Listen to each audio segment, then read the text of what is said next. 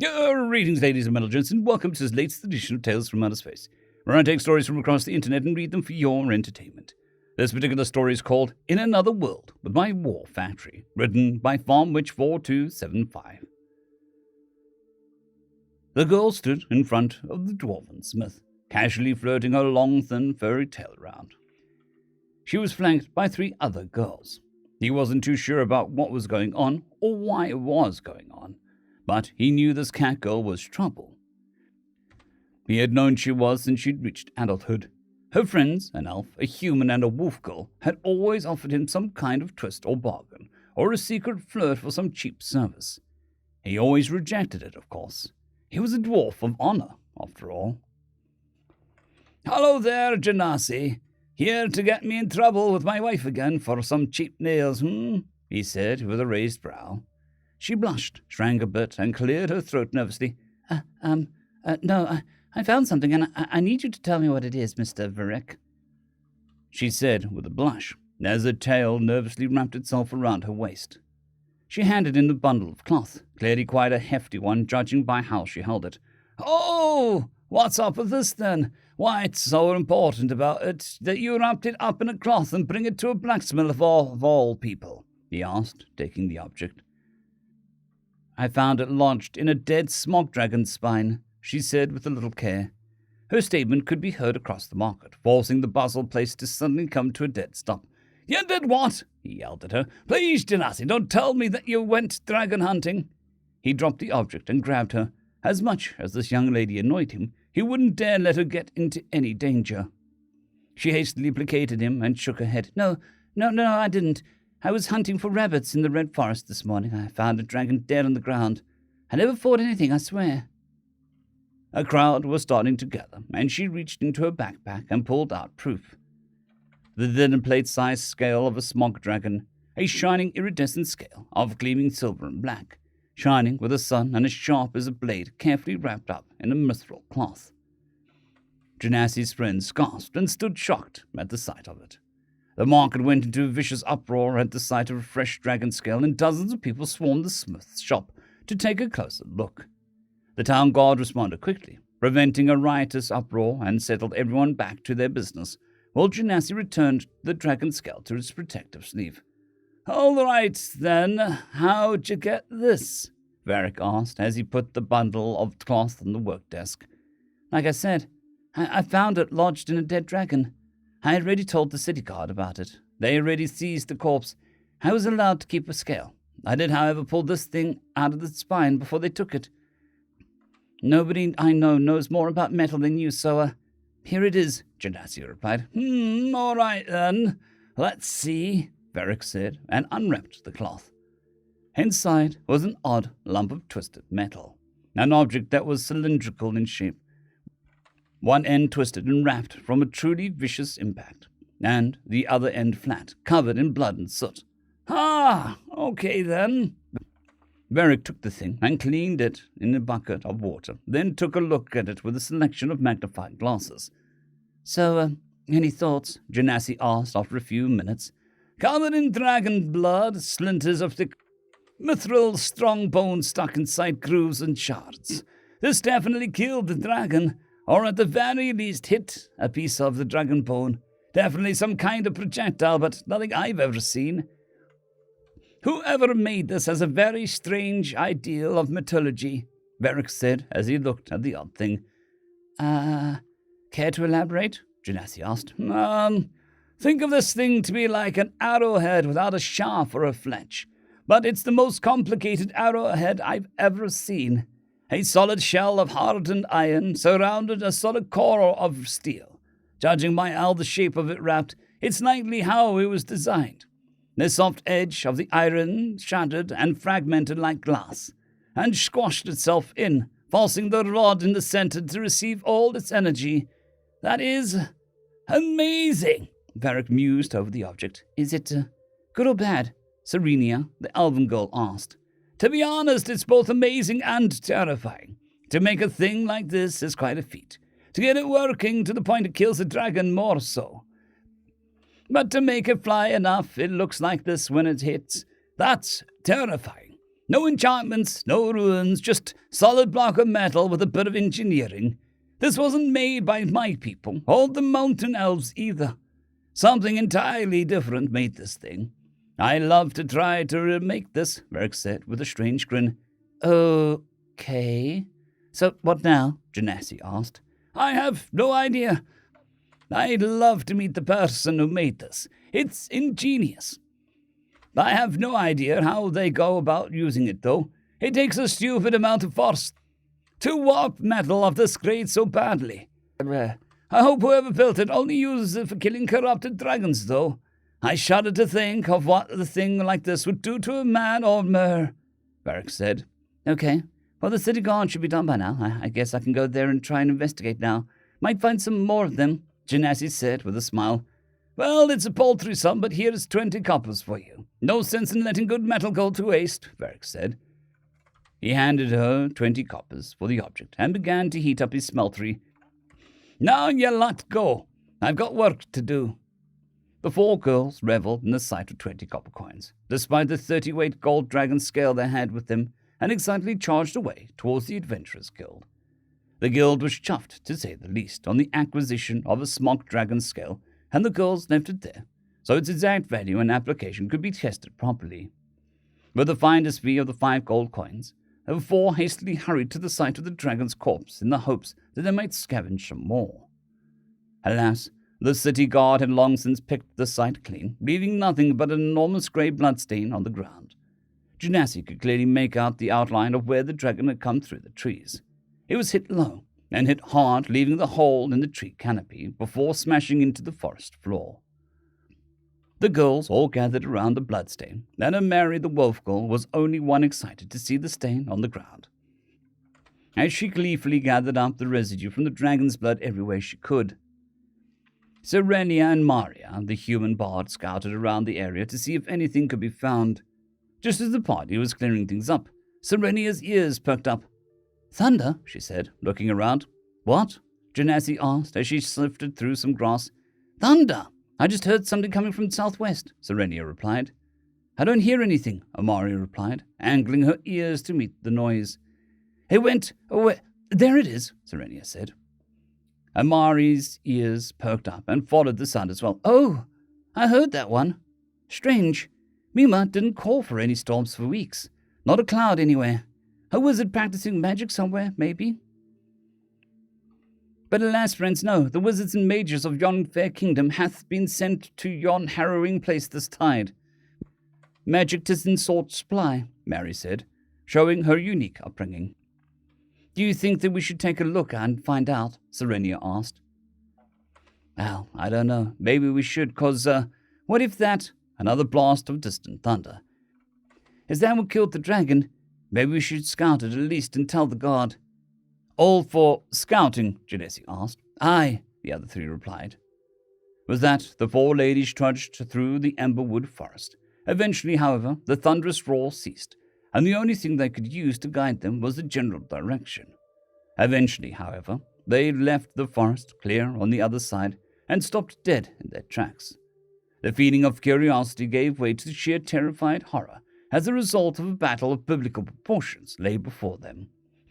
The ground they walked on saturated in blood. Nobbins, trolls, and even a few gargoyles lay dead on the ground in the aftermath of a massive battle. Not so much a battle as a massacre of excessive proportions. After vomiting profusely, the girls' curiosity took them over, and they started investigating what atrocity happened. Poor Genasi saw the upper torso of a troll, appearing as if a fireball tore it clean away and cast it aside. A group of nobbins lay dead, riddled with small holes, some of which seemed powerful enough to tear off arms and legs. It was as if a storm of invisible glass arrows hit them like a storm and shredded them into pieces. Another troll, a very large one, had its head completely vanished, pieces of its bone and skull lodged into nearby trees. A gargoyle, one of the most dangerous beasts in the land, had been torn clean through, a giant hole right through the torso, and another gargoyle had both of its legs vanished from it. But one particular corpse, a simple body of a nobbin, stood out from the rest. It lay on its belly, a mangled mess of flesh and bone that looked like it had been squashed by a giant pipe. Hark! This one was the most strange. I dare say a giant smacked this one with a large tree, Mary said as she investigated the body. The other girls carefully trudged through the blood and gore over to Mary, and likewise looked at the body. A huge, strange gash, similar to that of a giant snake with a very thin, heavy body, had been left on the earth. This poor Nobbin had been squashed by it. Hark! There be two of these tracks. This is perchance a new-fell denizen of the deep, Mary said as she pointed to the other track, parallel to the one that squished the Nobbin. I sure hope not, Mary said. She yelped, a quick, wolfy yelp. That meant that she saw something shiny. She charged at it, and when she crested the hilltop nearby, she squealed, What in the hell? What are all these? The other girls charged after her and saw the hilltop was covered in strange brass objects, strangely shaped empty cylinders, some large, most small, with an odd cylindrical shape that tapered off to a point. Amari had to cover her nose, not used to the strange burnt smell of the objects. But the two large tracks, like giant snakes, had curved a clearly visible path through the forest. Something big happened here. I don't like this. What kind of monster spits brass cylinders and slaughters 5 trolls, 60 nobbins, and 3 gargoyles? We need to tell, Genasi said. I very much agree, dear sister. Mayhaps they can better deal with this foul beast. Hark! What be that noise? It approacheth, Amari yelled. Hide, Genasi said, and the 4 hastily hid in the trees. The 4 were taken aback, Genasi almost being crushed as a strange metal machine with round wheels, an unpowered wagon or magical enchantment of some kind, charged over the hill, barely missing taking off her head. The monster machine roared and landed with a heavy thud in the grassy knoll, its wheels carving a path, splattering the blood and mud-soaked grass in all directions. The 4 terrified girls cowered behind a few trees as the machine roared angrily, deploying some kind of large mechanical arm with a heavy claw. It painstakingly collected whatever intact bodies it could find, loaded them into the flatbed in the back, then quick as it came, charged back up the hill and vanished into the brush. The 4 stood dumbfounded, awed, terrified, but just staring at the trail of devastation it left. So, Genasi said, we're not going to inform the guard, right? She asked. Her 3 friends said, nope. But we're all going to go after that thing like we have something to prove, and this will end in a crazy adventure that'll almost get us killed like 100 times, aren't we? Genasi said again. Yep, they all replied. Gods above, not again, Genasi said in frustration as her arm was grabbed and dragged along with them. The machine was long gone. Despite its heavy metal, it was shockingly fast and had vanished through the destroyed forestry with speed never seen. The girls simply followed the obvious trail of debris, blood, and its strange wheeled tracks. Eventually, the base of the Cragmire mountain presented itself, only for the tracks to start deftly climbing up the road that had been carved into the mountain.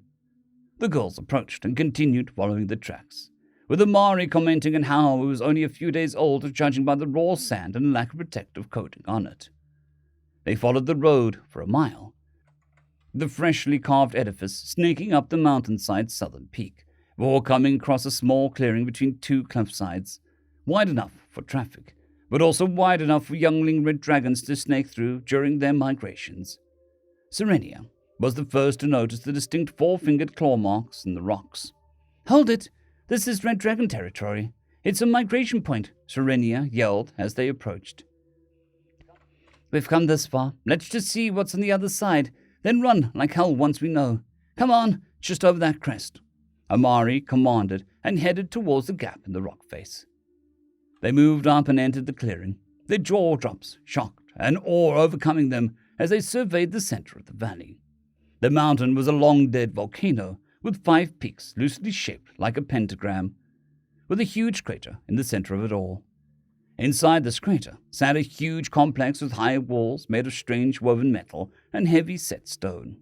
The infamous red dragons flew in many directions, perching themselves atop strange metal and wood bars mounted in the cliff sides, or casually wandering about inside a large, perfectly carved holes dug into the mountainside.